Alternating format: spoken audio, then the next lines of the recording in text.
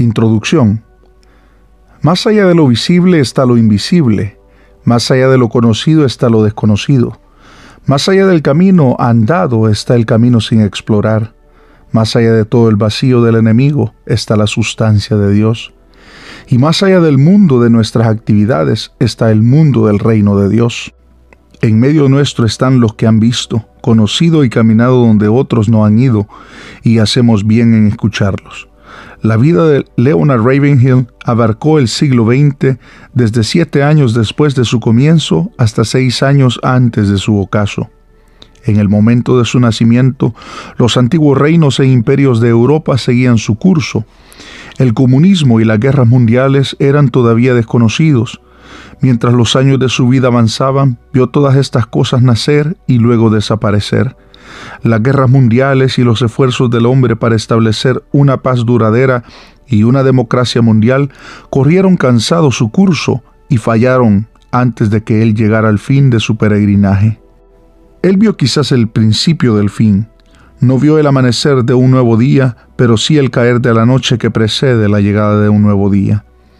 Él vio el comienzo de un tiempo sin respuestas, un tiempo cuando los viejos sistemas ya no funcionaban y el nuevo estaba sin descubrir. Un tiempo de caos, sin forma y vacío. Él vio este calidoscopio de cambio y, esforzándose por las cosas del reino de Dios, sus ojos fueron iluminados para ver algo de las fuerzas que operaban alrededor de él, participando en una medida con aquel que ve el fin desde el principio. Fue sensibilizado para percibir el vacío y lo infructífero de los esquemas humanos y los proyectos humanos mucho antes de que estas cosas llegaran a su fin. Fue esta visión la que hizo a él lo que era, sin claudicar y sin desviarse. Su religión era del corazón, la esfera donde opera la vida vivificadora del espíritu. Otras fuentes no podían satisfacer y producir dentro de él dolor, desprecio, cansancio. Para él, el corazón tenía importancia suprema y vio que la única fuente de ministerio al corazón del hombre era el Espíritu de Dios. Todo lo demás es enemistad. Todos los límites que la razón o la sociedad o la debilidad humana podían presentar tenían que ser atacados sin tregua. Estaba alerta al mundo que lo rodeaba, el mundo del gobierno de los hombres, las ambiciones de los hombres, pero despierto sobre todo al mundo de Dios, a las cosas incambiables, eternas. La visión de un hombre nace en el terreno de su contemplación, como Juan el Bautista desde fuera de Jerusalén, desde el desierto, proclamaba su mensaje a aquellos perdidos en su tradición. Así también, en cierto sentido, el autor de estas páginas habló desde fuera del confort de las actividades y los programas de la iglesia, un mensaje de otra esfera. Lo que es visto por la revelación es difícil de transmitir a otros. La visión física llega por los ojos y es interpretada por la mente. Una persona con una vista normal puede invitar a otra a mirar, pero nunca podría transmitir a una persona no vidente la plenitud de lo que ve. Así, más allá de la mente y de las emociones, en la esfera del espíritu, la visión que el corazón ha visto demanda capacidad de visión en el oyente si es que va a ser percibida. En algún punto debe haber un vivificar del espíritu. Hay cosas que son discernidas espiritualmente, si no, nada se ve. A través de los años, el autor ministró a muchas iglesias, denominaciones, organizaciones cristianas y una multitud de individuos, pero muchos solo percibieron la forma externa de su mensaje. Tantos salieron convencidos de que habían captado cuál era la visión de Leonard Ravenhill, pero no la habían visto. La llama que convierte al charco de gasolina en fuego abrasador es inútil cuando se la aplica al agua. Necesitamos acercarnos a cualquier mensaje dado por Dios, a cualquier mensajero de Dios, con el anhelo de ver lo que Él vio. Al hacerlo, el mensaje puede ser recibido y vivir dentro de nosotros. Digamos como el salmista: abre mis ojos y miraré. Gracias. Trabajar en esta revisión ha sido un verdadero gozo y también un desafío. En manera especial, un gozo para mí. Muchos de los conceptos expresados en este libro fueron motivo de sermones que escuché de boca de mi padre a través de los años. Al cortejar constantemente el texto en inglés, me parecía volver a escucharlo, con su vocabulario y estilo tan particulares, con sus expresiones típicas del viejo continente y hasta con ese humor tan suyo. Justamente por estas cosas, la tarea ha sido también un desafío, buscar la expresión justa, el giro adecuado, la palabra exacta. A los que colaboraron en esta revisión de la traducción original quisiéramos expresar nuestra profunda gratitud. El trabajo minucioso de revisar una traducción no es tarea fácil. No hay equivalencias exactas entre un idioma y otro, y la mente experimenta el cansancio de buscar, hora tras hora, la frase o la palabra que mejor expresará la intención del autor. En este sentido, nuestra especial gratitud a la señora Viviana Godoy por revisar con amor y prolijidad el borrador de la traducción, y a la señora Josefina Machado, quien buscó otorgarle fluidez y exactitud gramatical. Prólogo. Las grandes empresas industriales tienen empleados que solamente son necesarios cuando ocurre algún desperfecto. Cuando la maquinaria no funciona bien, estos hombres entran en acción para localizar y reparar el desperfecto para que las máquinas vuelvan a funcionar. A estos hombres no les incumbe un sistema operativo que funcione debidamente. Son especialistas que se ocupan en descubrir y reparar lo que no funciona bien. En el reino de Dios las cosas no son muy diferentes. Él siempre ha tenido sus especialistas, cuya principal preocupación ha sido la decadencia moral y el deterioro de la salud espiritual de la nación o de la iglesia. Hombres así fueron Elías, Jeremías, Malaquías y otros, que aparecieron en momentos críticos de la historia para reprobar, reprender y exhortar en nombre de Dios y de la justicia. 1,000 o 10,000 sacerdotes, pastores o maestros podían trabajar calladamente, casi sin ser advertidos, mientras la vida espiritual de Israel o de la iglesia era normal. Pero cuando el pueblo de Dios se apartaba de las sendas de la verdad, el especialista aparecía casi de la nada. Su instinto para detectar problemas lo llevaba en ayuda del Señor y de Israel. Probablemente tal hombre era drástico, radical, a veces hasta violento, y la muchedumbre curiosa que se reunía para observarlo mientras oraba pronto lo tildaba de fanático, extremista, negativo. Y hasta cierto punto tenían razón, ya que era un hombre definido, severo, intrépido, pues esas eran las cualidades que las circunstancias demandaban. Sorprendía a algunos, asustaba a otros, y a no pocos alejaba. Pero él sabía quién lo había llamado y que le había encomendado hacer. Su ministerio estaba equipado para la emergencia, y ese hecho lo identificaba como una persona diferente, apartada. Con tales hombres la iglesia tiene una deuda imposible de pagar, pero lo curioso es que raras veces intenta pagársela mientras viven. Es la siguiente generación que edifica sus sepulcros y escribe sus biografías, como si instintiva y torpemente tratara de deshacerse de un deber que ignoró la generación anterior.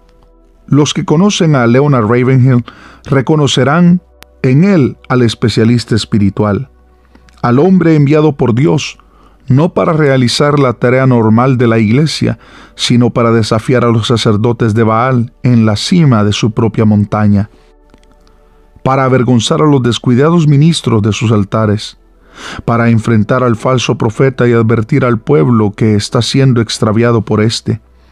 La compañía de un hombre así no es fácil.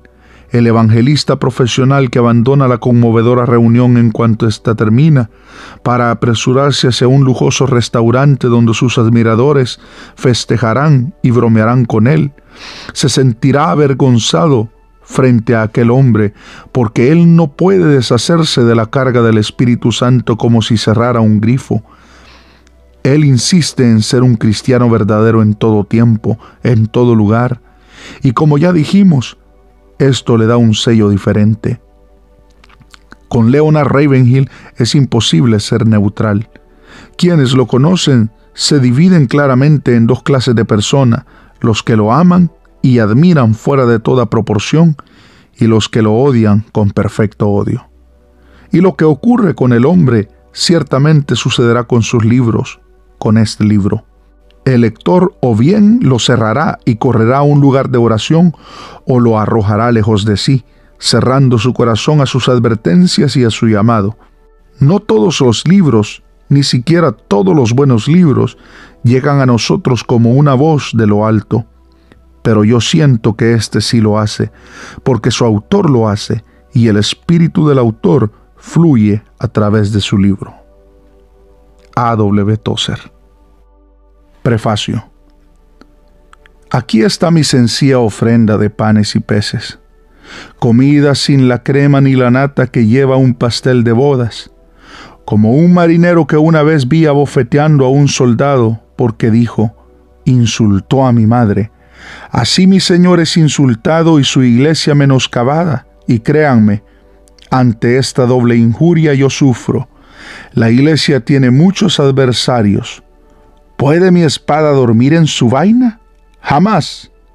Calculo que solo en su versión inglesa 1 millón de personas leen el heraldo de su venida. Algunos capítulos de este libro se publicaron como artículos en el Heraldo y han sido leídos por millones. No estoy ni avergonzado ni orgulloso por ello. Esta revista se publica en una docena de idiomas, en español, alemán, francés, etc.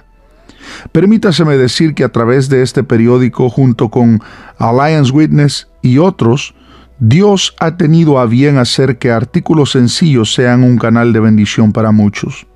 Pido al Señor que así sea contigo, amable lector. Doy sinceras gracias al Dr. A. W. Tozer, mi estimado amigo y consejero espiritual, por su gentileza en escribir el prólogo. Asimismo a la señora Hines y a su hija Ruth, por el buen trabajo que realizaron al copiar con máquina y corregir el manuscrito. Hermanos, vivamos con valores eternos en vista. Leonard Ravenhill. Capítulo 1. Sobre todo lo que buscas, busca unción. La cenicienta de la iglesia de hoy es la reunión de oración. Esta sierva del Señor es menospreciada y desechada porque no se adorna con las perlas del intelectualismo, ni muestra el encanto de las sedas de la filosofía, ni los deleites de la tiara de la psicología. Ella viste las prendas sencillas de la sinceridad y la humildad, por lo que no teme arrodillarse. Lo ofensivo de la oración es que no se está esencialmente unida a la habilidad mental. Por no decir que la oración es asociada con la flojera mental en estos días en que la eficiencia está en su apogeo. La oración depende de una sola cosa, la espiritualidad. Uno no necesita ser espiritual para predicar, esto es, para preparar y dar sermones con perfección homilética y exactitud exegética. Con una combinación de memoria, conocimiento, ambición, personalidad, más una biblioteca bien surtida, confianza en sí mismo y una sensación de autosuficiencia, hermano, hoy el púlpito es tuyo casi en cualquier lugar. La clase de prédica mencionada afecta a los hombres, la oración afecta a Dios, la predicación afecta a lo temporal, la oración afecta a la eternidad. El púlpito puede ser un escaparate para exhibir nuestros talentos. La oración mata el exhibicionismo. La tragedia en esta avanzada hora es que tenemos en los púlpitos demasiados predicadores muertos, dando demasiados sermones muertos a demasiada gente muerta. ¡Qué horror involucra todo esto! Una cosa extraña he visto debajo del sol, incluso en círculos evangélicos fundamentalistas, la prédica sin unción. ¿Qué es la unción? Apenas lo sé, pero sí sé lo que no es, o por lo menos sé cuando no está sobre mi propia alma. Predicar sin unción mata en lugar de dar vida. El predicador sin unción es olor de muerte que conduce a la muerte. La palabra no cobra vida a menos que la unción esté sobre el predicador. Predicador, sobre todo lo que buscas, busca unción. Hermanos, bien podríamos arreglárnosla para tener la mitad de intelectualidad, esa pseudo-intelectualidad moderna, si tuviéramos el doble de espiritualidad. Predicar es una tarea espiritual, Un sermón nacido en la mente solo alcanza la mente. Un sermón nacido en el corazón alcanza corazones. En Dios, un predicador espiritual produce gente con una mente espiritual. La unción no es una tierna paloma batiendo sus alas para entrar al alma del predicador. Más bien, ella debe ser buscada y alcanzada. La unción no puede ser aprendida, sino que debe ser ganada por la oración. La unción es el don divino concedido al predicador que ha luchado en oración y obtenido la victoria. La victoria no se obtiene en el púlpito disparando descargas intelectuales, se gana a solas, en oración, se gana o se pierde antes que el predicador ponga un pie en el púlpito. La unción es como dinamita. La unción no viene por la imposición de las manos del obispo, ni se enmojece cuando el predicador es puesto en prisión. La unción penetra, enternece y transforma. Cuando el martillo de la lógica y el fuego del celo humano fracasan en abrir los corazones de piedra, la unción lo conseguirá.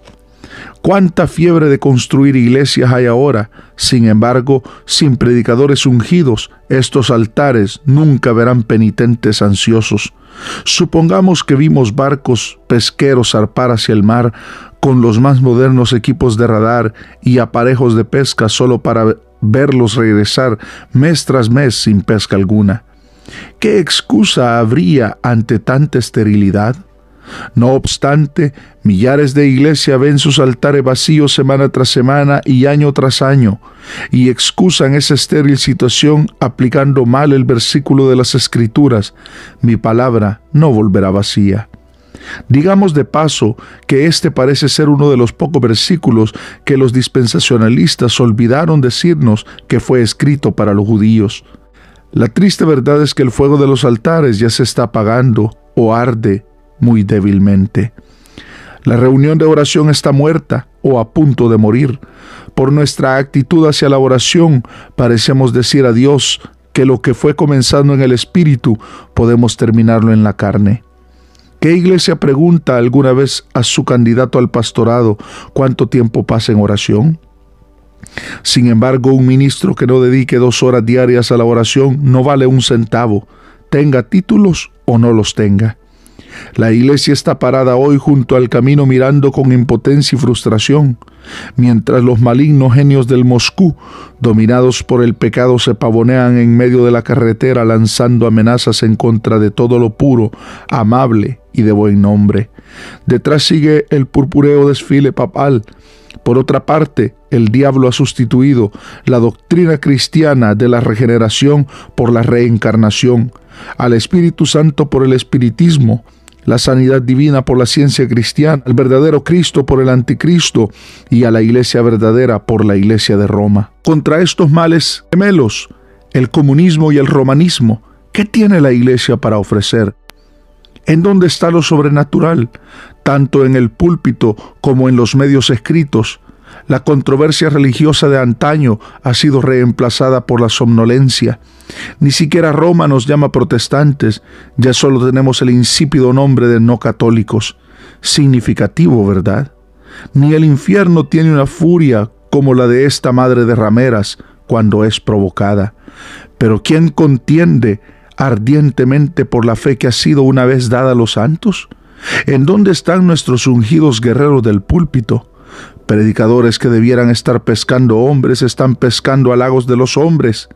Los predicadores solían sembrar semillas, ahora enhebran perlas intelectuales. Imaginemos un campo sembrado con perlas.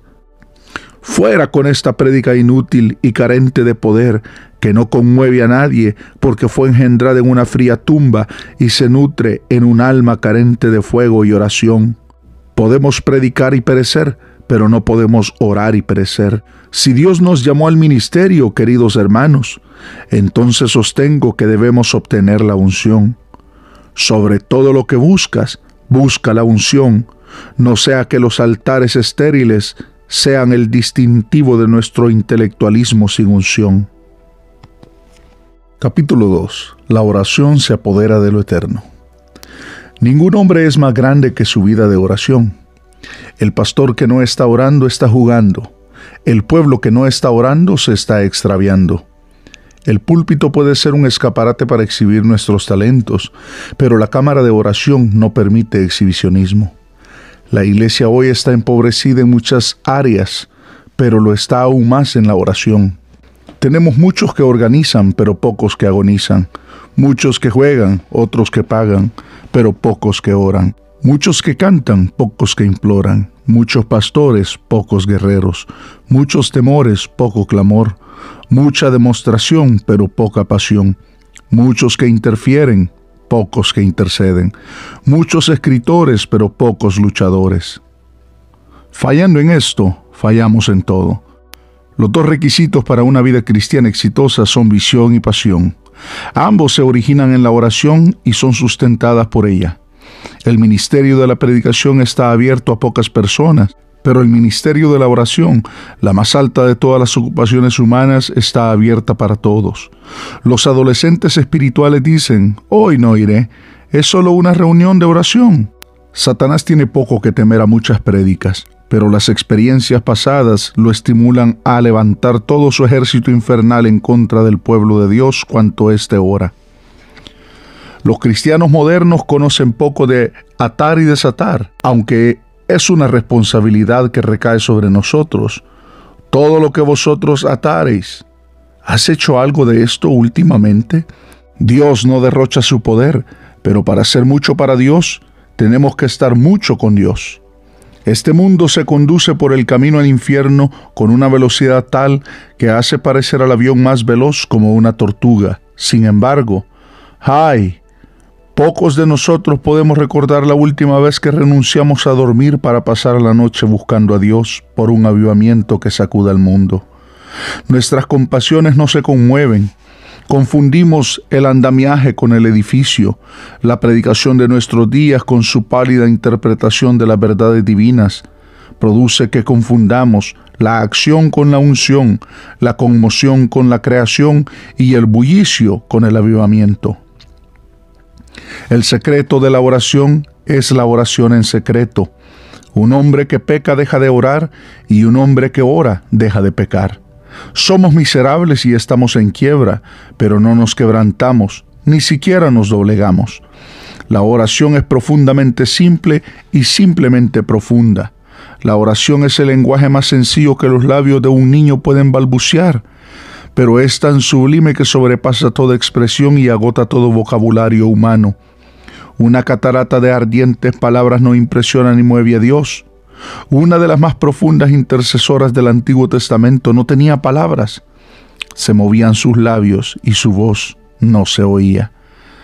Primera de Samuel 1:13. No habían palabras aquí. Hay oraciones que son gemidos indecibles. Romanos 8:26. ¿Estamos tan por debajo del nivel del cristianismo neotestamentario que no conocemos la fe histórica de quienes nos antecedieron, con sus implicaciones y operaciones, y solo conocemos la fe histérica de nuestros contemporáneos? La oración es para el creyente lo que el capital es para el hombre de negocios. ¿Puede alguien negar que en la organización de la iglesia moderna la principal causa de preocupación es el dinero? Sin embargo, lo que más preocupa a la iglesia de nuestro tiempo es lo que menos preocupaba a la iglesia apostólica. Nuestro énfasis es en los pagos, el de ellos era en las oraciones. Pagamos para obtener, ellos oraban para conmover. En cuanto a la oración neotestamentaria, inspirada por el Espíritu, que sacude el infierno y que vence el mundo, nunca tanto ha sido dejada por tantos al cuidado de tan pocos. Para esta clase de oración no hay sustituto. Lo hacemos o perecemos. Capítulo 3. Un llamado para que haya unción en el púlpito y acción en las bancas. Cuando un hombre que se ha arrastrado durante años en un cristianismo convencional se remonta súbitamente a una esfera de alerta espiritual, se torna agresivo en la batalla por el Señor y muestra un celo inextinguible por los perdidos. Hay una razón para ello. Pero hoy somos tan subnormales que lo que era normal en los días del Nuevo Testamento hoy parece anormal. El secreto de este hombre impulsado como un avión a propulsión es que de alguna manera como Jacob ha batallado con Dios, ha sido despojado, pero también fortalecido por el Espíritu Santo. Hay dos factores indispensables para vivir exitosamente la vida cristiana. Estos son visión y pasión. Los hombres batallan contra enormes océanos de criticismo, humano y carnal, y toman por asalto cumbres de oposición diabólica para plantar la cruz de Cristo en medio de las habitaciones de maldad. ¿Por qué? Porque han captado una visión y adquirido una pasión. Ahora, algunos nos exhortan a no inclinarnos tanto a lo celestial, para que no nos volvamos inútiles para este mundo. Hermano, esta generación de creyentes no está, por mucho, sufriendo tal peligro. La cruel verdad que nos sacude el alma es que estamos tan inclinados a lo terrenal que no somos de utilidad para lo celestial. Amigo, si fueras tan diligente en cultivar tu alma como lo eres para tus negocios, serías una amenaza para el diablo. Pero si fueras tan poco diligente para sacar adelante tus negocios como lo eres con tu alma, estarías mendigando pan.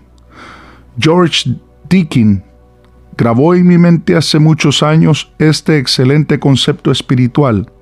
Una visión sin obrar produce un soñador. Un obrar sin una visión resulta en trabajo penoso y pesado. Una visión con un obrar produce un misionero. Bien dicho, Isaías tuvo una visión cuando murió el rey Usías.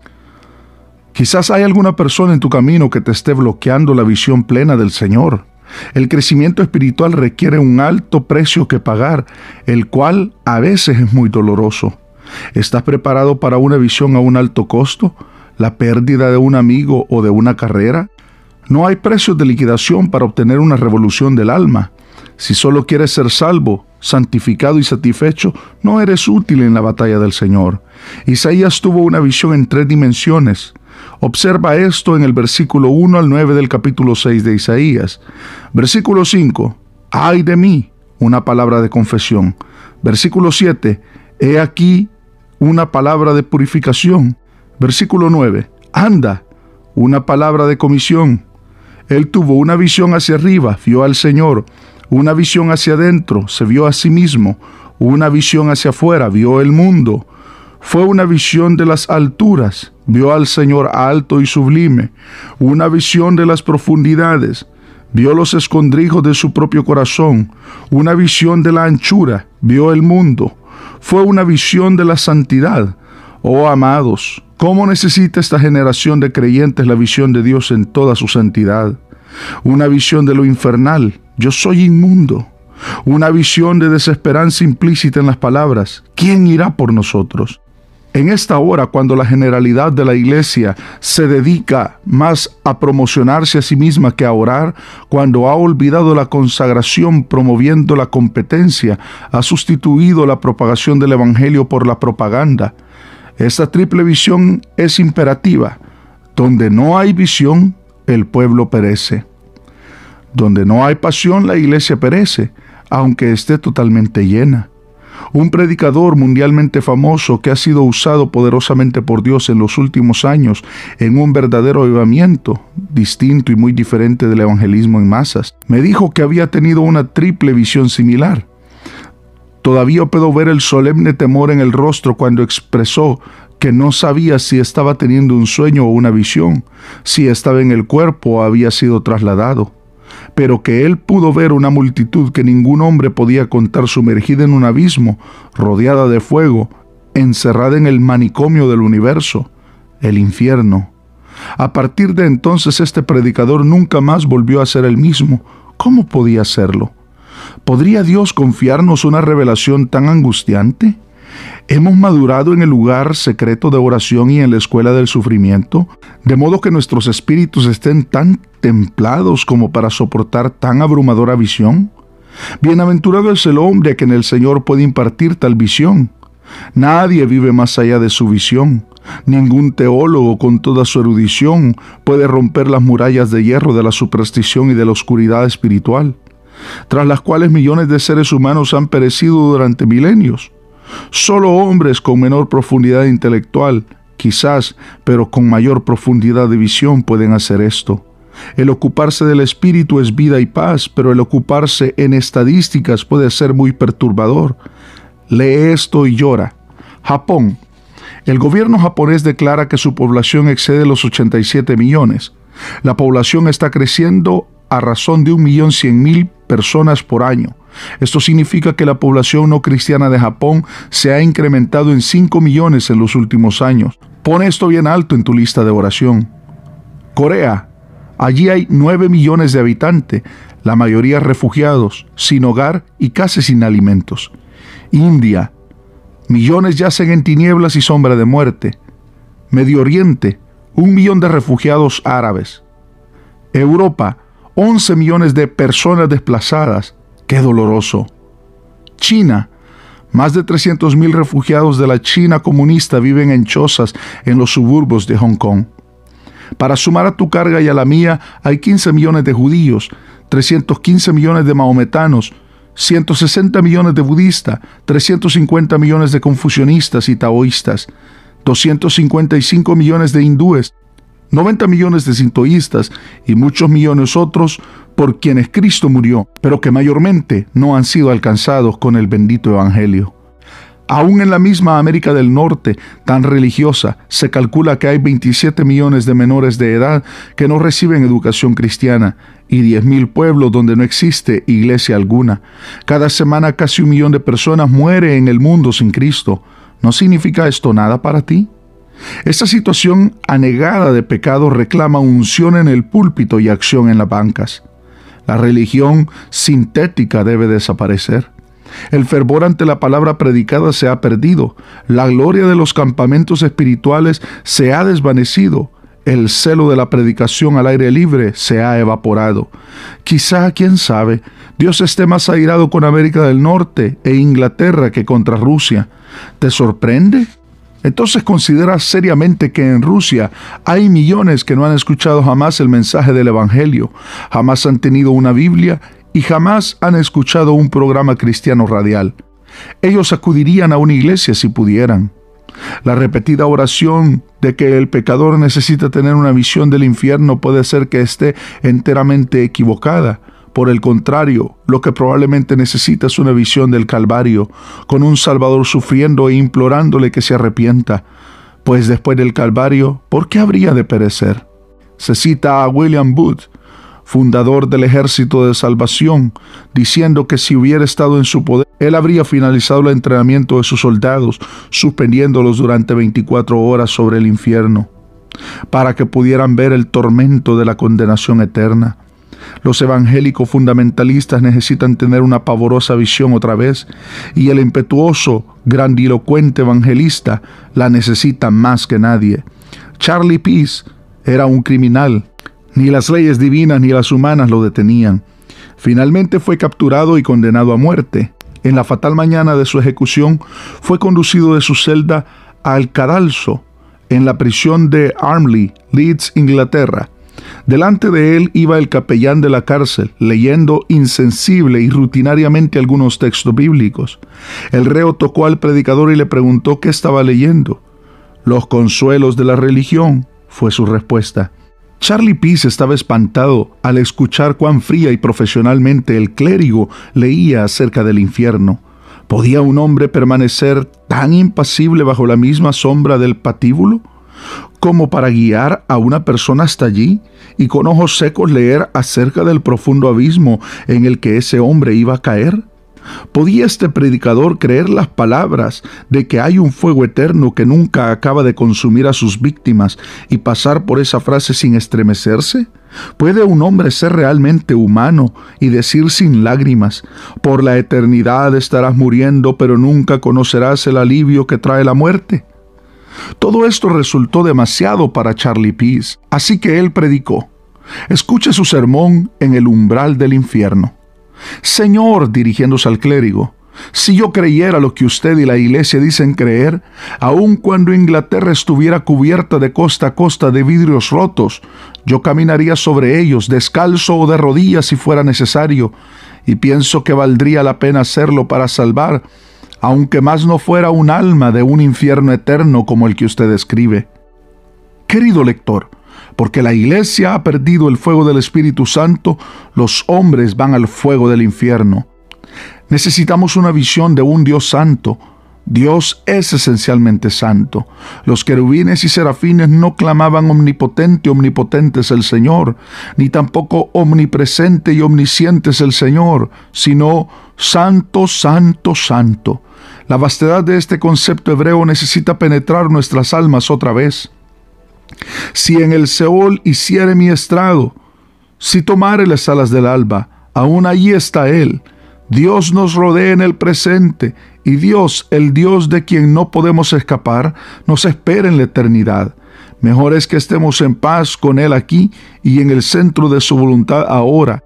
Esperar temblorosos delante del 3 veces santo Dios, antes de dirigirnos a nuestras tareas diarias, sería un poderoso estímulo para nuestras almas. El que teme a Dios no teme a ningún hombre. El que se arrodilla ante Dios permanecerá de pie ante cualquier situación. Una mirada diaria al Santo nos hallaría subyugados por su omnipresencia, sobrecogidos ante su omnipotencia, enmudecidos ante su omnisciencia, irreverentes ante su santidad. Su santidad llegaría a ser nuestra santidad. La enseñanza de la santidad, contradicha por una vida que no es santa, es la calamidad de estos tiempos. Un ministro santo es un arma poderosa en las manos de Dios, decía Robert Murray McKinney. Antes de las experiencias del capítulo 6, el profeta Isaías expresa muchos ayes por mucha gente. Ahora se ve a él mismo y clama: ¡ay de mí! Soy yo, Señor, el que necesita oración. ¡Cuán cierto! ¿Hay recámaras en la mente en las cuales cuelgan imágenes impuras? ¿Tenemos esqueletos guardados en las estanterías de nuestros corazones?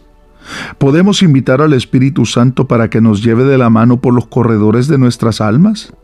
¿No hay allí fuentes secretas y motivos secretos que debemos controlar? ¿Cámaras secretas donde cosas corruptas reinan sobre el alma? Hay 3 personas que viven en cada uno de nosotros: la que nosotros pensamos ser, la que las otras personas piensan que somos y la que Dios sabe que somos. A menos que estemos desesperados por obtener una verdadera victoria, somos tan blandos para con nosotros mismos y tan duros para con los demás. El yo se ama a sí mismo, aunque fue dicho de Gerardo Majella que por gracia él amaba a todos los hombres excepto a Gerardo Majella. Magnífica posibilidad, pero con demasiada frecuencia nos ocultamos de nosotros mismos, no sea que el vernos nos produzca náuseas.